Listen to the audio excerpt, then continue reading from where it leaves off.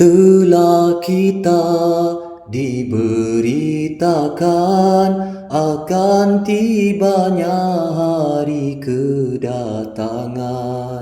Musibah melanda semesta alam, tiada siapa yang dapat menghalang.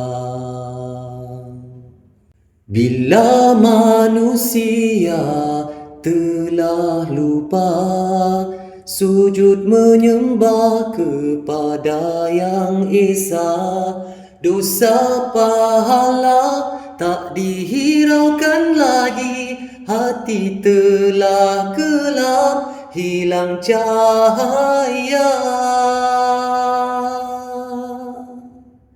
Lalu berbunyi sangkakala membelah langit, gegap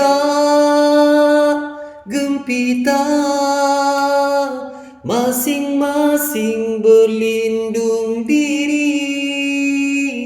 Ibu kehilangan anak di kandungan, bintang yang di langit pun berguguran.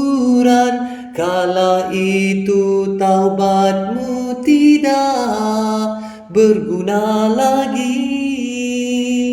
Kala itu taubatmu tidak berguna lagi. Kala itu taubatmu tidak berguna lagi.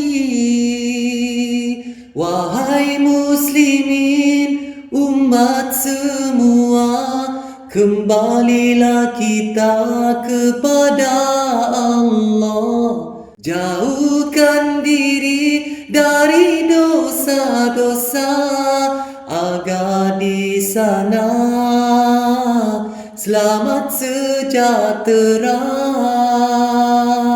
Agar di sana selamat sejahtera.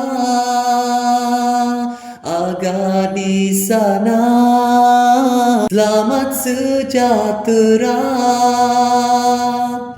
Itulah hari kebangkitan.